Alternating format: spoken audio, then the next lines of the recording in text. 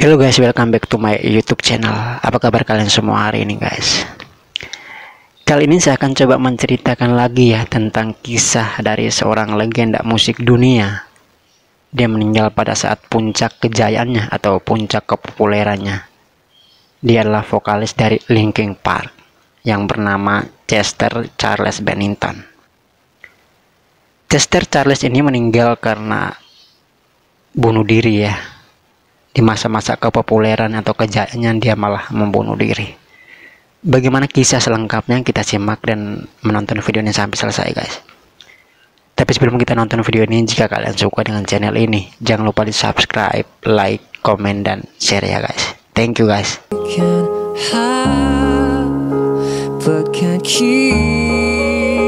Chester Charles ini lahir di Phoenix, Arizona, Amerika Serikat. Ibunya adalah seorang perawat, sedangkan ayahnya adalah seorang detektif kepolisian setempat. Sejak kecil ia tertarik di bidang musik ya. Pada umur 7 tahun dia tumbuh dengan badan yang kecil. Hal itu sangat mengganggu mental Chester itu sendiri karena suka dibully sama teman-teman mainnya. Hingga ada salah satu pembulian yang sangat membekas Chester ini ya, yaitu dia mengalami pelecehan seksual oleh teman-temannya pada saat di bangku sekolah dasar. Hal itu sangat membekas dan sangat ketakutan, akan tetapi dia menyimpan rasa itu dari kedua orang tuanya. Dan lebih parahnya lagi ya, pelecehan itu dialami sampai dia berumur 13 tahun guys. Hal itu membuat kondisi mentalnya sangat terganggu, dan tambah lagi pada saat itu kedua orang tuanya pun bercerai. Itulah adalah pukulan telak untuk kejiwaan dari seorang Chester Bennington ini. Pada saat itu hak asuh atas dirinya jatuh ke tangan ayahnya. Kemudian waktu berlalu, Chester ini sudah tidak kuat lagi ya. Akhirnya dia bercerita semua pelecehan yang dialami itu kepada ayahnya sendiri. Mendengar cerita dari Chester itu ya, ayahnya pada saat itu sangat murka dan dia ingin kasus itu harus diproses secara hukum. Akan tetapi pada saat proses hukum berjalan, ternyata anak-anak yang melakukan pelecehan terhadap Chester itu juga mengalami hal yang sama pada saat masih kecil. Hingga mengetahui hal itu, Chester pun akhirnya memaafkan mereka semua. Hingga bapaknya pun mencabut tuntutan hukum kepada orang-orang yang telah melakukan pelecehan tersebut. Sejak umur 13 tahun ya, kejiwaan dari Chester ini sudah sangat terganggu. Di situ dia mulai depresi. Dia mulai mengalihkan depresinya itu ke minuman-minuman beralkohol dan obat-obatan terlarang. Pada intinya dia ingin mabuk dan ingin melupakan semua peristiwa yang dia alami itu, entah itu pelecehan maupun penceraian kedua orang tuanya. Dari sejak umur 13 tahun ya, Chester ini sudah terjerumus ke dunia hitam seperti alkohol dan obat-obatan. Kemudian waktu berlalu hingga berumur 15 tahun ya. Disitulah bapaknya Chester ini sudah mulai curiga sampai mengetahui bahwa anaknya itu sudah terjerumus ke dunia hitam seperti alkohol. Hingga karena kenakalan dan keliaran Chester ini ya pada saat itu ya, bapaknya pun tidak sanggup mendidik dia lagi. Akhirnya dia pun menyerahkan atau memberikan hak asuh kepada ibunya Chester. Pada saat Chester tinggal bersama ibunya sangat keras ya dan melarang Chester untuk tidak keluar rumah dan menghindar dari alkohol dan obat-obatan tersebut.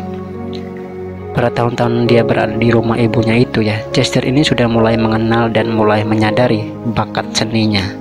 Dia mulai menulis lagu dan melakukan hal-hal positif lainnya guys.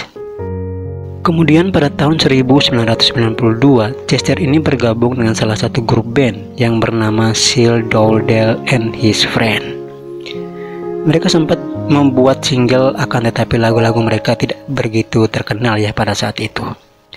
Namun band mereka itu tidak bertahan lama juga. Mereka pun bubar pada tahun 1993 dan mereka mendirikan lagi band sendiri yang bernama Grey Dress.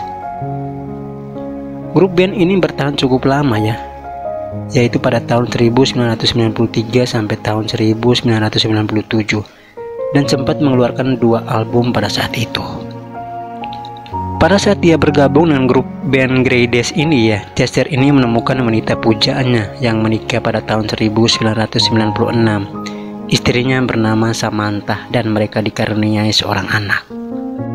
Pada tahun 1998 ya, Chester Bennington ini meninggalkan grup band Grey Daze ini, dan pada saat itu dia merasa frustasi dan hampir meninggalkan karirnya di dunia musik karena tidak kunjung menemukan band baru selepas dari Grey Daze itu. Untungnya masa-masa sulit itu ya, Chester ini diterima bekerja di sebuah perusahaan digital. Hingga waktu berlalu pada tahun 1999, ada salah satu teman dari Chester ini mengenalkan kepada seorang produser musik yang bernama Jeff Blue. Kemudian mereka mengajak untuk ikut audisi ke sebuah band yang tidak begitu terkenal yang bernama Zero.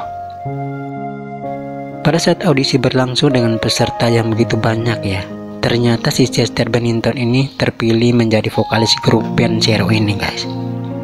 Hingga dari grup band Zero ini dirubah namanya menjadi Linkin Park. Setelah sukses menjalani audisi, Chester Bennington yang kala itu bekerja di sebuah perusahaan digital itu ya, segera meninggalkan pekerjaannya dan membawa keluarganya pindah ke California. Chester Bennington dan Mike Shinoda, salah satu personil Linkin Park ya, berhasil membuat progres yang baik ya. Sayangnya mereka berulang kali mendapat penolakan dari beberapa label musik di California. Mereka akhirnya berhasil mendapat kontrak rekaman dengan Warner Bros. Dari Warner Bros Record ini ya, hingga pada tahun 2000 tanggal 24 Oktober, Linkin Park merilis album pertama mereka yang bertajuk Hybrid Theory.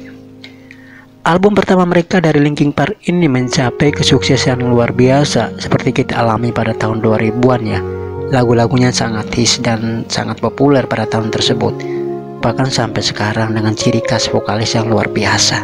Di situ banyak sekali penghargaan yang diterima dari Linkin Park tersebut dalam waktu yang relatif singkat guys. Pada saat itu Linkin Park juga dinobatkan sebagai salah satu dari 6 band terbaik di era New Millennium.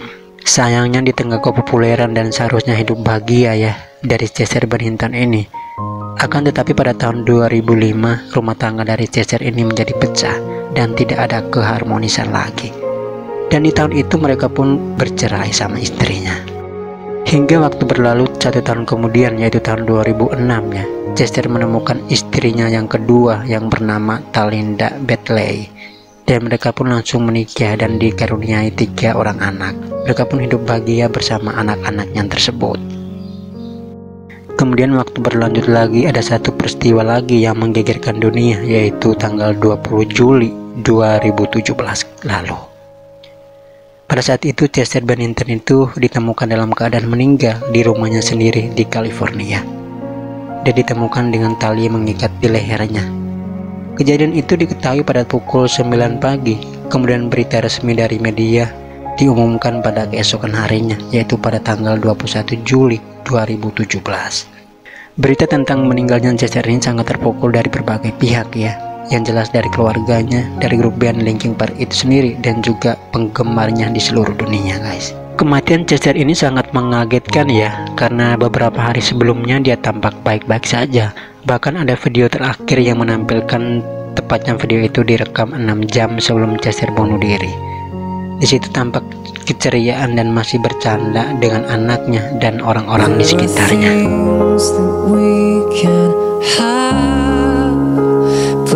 Keep if they say, who cares if one more light goes out in a sky of 1,000,000 stars.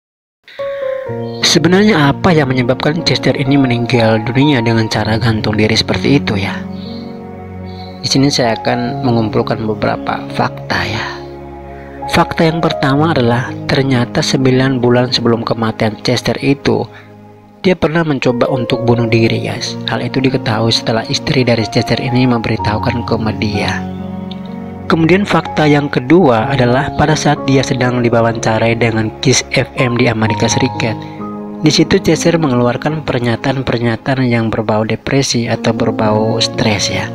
Pada saat itu Chester bilang bahwa saya tidak tahu apakah orang-orang di luar sana yang bisa relate, dan kadang-kadang saya susah sendiri. Kemudian dia juga mengatakan bahwa tidak peduli bagaimana perasaan aku merasa bahwa aku terjebak dalam situasi yang sama secara terus-menerus. Kemudian dia juga mengatakan bahwa Saya tidak bisa dibiarkan sendirian. Sungguh gila di sini. Ini adalah tempat yang paling buruk untuk saya sendirian. Jadi ketika saya di sana, seluruh hidup saya seolah-olah terlempar. Jadi kalau disimpulkan bahwa sepertinya dia sudah stres berat ya, atau sedang depresi yang berat, seperti itu. Dan pada fakta berikutnya itu terjadi pada bulan Juli 2016 guys. Pada saat itu Chester Bennington dan Mike Shinoda sedang diwawancarai oleh salah satu majalah yang bernama Metal Hammer. Pada saat diwawancara ada salah satu fans yang bertanya tentang kemurnian dan aliran musik metal dari Linkin Park tersebut. Para fans-fans itu menganggap bahwa aliran metal dari Linkin Park ini tidak murni metal. Bahkan digambarkan dari fansnya itu bahwa Linkin Park itu adalah sebagai grup musik boy band guys. Di situ mungkin Chester merasa tersinggung dan sakit hati ya, dan dia pun merespon kritikan dari fansnya itu dengan perasaan. Chester bilang bahwa saya pikir pendapat mereka ini sungguh lucu, karena menurut saya Linkin Park ini justru mempertahankan aliran metal di era modern sekarang ini. Mendengar jawaban dari Chester ini ya, si fans yang tadi bertanya semakin tidak mau kalah dan semakin marah. Itulah jiwa-jiwa netizennya guys. Akhirnya terjadi argumen antara Chester dan fans yang tersebut. Hal itu sangat membekas dan sangat sakit untuk Chester itu sendiri. Kemudian fakta berikutnya adalah terjadi pada tahun 2017 guys. Saat itu grup band dari Linkin Park ini mengeluarkan albumnya yang berjudul One More Light. Album ini rupanya mengalami sedikit perubahan aliran musik ya. Jadi lebih cenderung ke aliran musik yang bernuansa IDM, yaitu lebih ke elektronikan daripada manual, seperti itu. Hal itu mendapat kritikan dan cacian dari penggemar dan fans mereka sendiri. Hal itu pukulan telak bagi Chester dan menjadi depresi dan stres ya. Chester pun menanggapi kritikan fansnya di media sosial dengan serius dan penuh perasaan. Semua kritikan miring yang ada di media sosial dibalas satu persatu oleh Chester guys. Bayangkan saja ya, ribuan komentar miring yang di media sosial itu dibalas semua oleh dia. Hal itu mempengaruhi mental dan kejiwaan dari Chester itu sendiri. Kemudian fakta kelima itu terjadi pada saat hari ulang tahun Chester, yang seharusnya dirayakan dengan sukacita pada tanggal 20 Maret 2017 lalu ya. Pada saat itu Chester sudah berusia 41 tahun. Seperti kita tahu bahwa tahun 2017 adalah tahun di mana Chester Bennington mengakhiri hidupnya. Dan itu tanda-tandanya sudah mulai terlihat ya pada saat ulang tahunnya tersebut. Pada saat itu mulai pagi sampai malam seharian Chester tidak mau keluar dari kamarnya. Dia hanya mau menghabiskan waktunya di kamarnya. Padahal orang-orang terdekat dan teman-teman Chester sudah menyiapkan berbagai macam kejutan. Kemudian fakta yang keenam adalah ternyata Chester ini sangat akrab dengan Chris Cornell, karena mereka berdua sedikit banyak nasibnya hampir sama guys. Pertama, mereka berdua tipe orang-orang yang depresi. Mereka sama-sama orang-orang yang pecandu alkohol dan obat-obatan terlarang itu. Mereka sering mengarang atau menciptakan lagu bersama.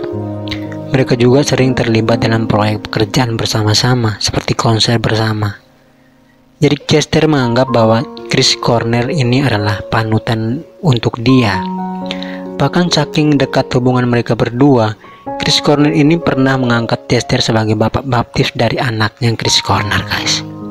Terus fakta yang berikutnya itu terjadi pada bulan Mei tahun 2017 guys. Yaitu satu peristiwa lagi sangat menghantam lagi ya kejiwaan dari Chester Bennington ini. Pada saat itu Chris Cornell ini meninggal dunia dan melakukan dengan bunuh diri guys, dengan cara gantung diri sama persis yang dilakukan oleh Chester Bennington. Chris Cornell melakukan gantung diri pada tanggal 8 Mei 2017 lalu, tepatnya di toilet hotel. Hal itu sangat terpukul mentalnya dari Chester ini ya, dan dia pun kemudian melakukan bunuh diri dengan cara yang sama oleh sahabatnya itu, yaitu Chris Cornell, dengan cara gantung diri di rumahnya sendiri di California. Jadi disimpulkan bahwa semua fakta-fakta itu ya membuat dia stres dan depresi. Akhirnya dia mengakhiri hidupnya dengan cara gantung diri seperti itu, seperti sahabatnya itu.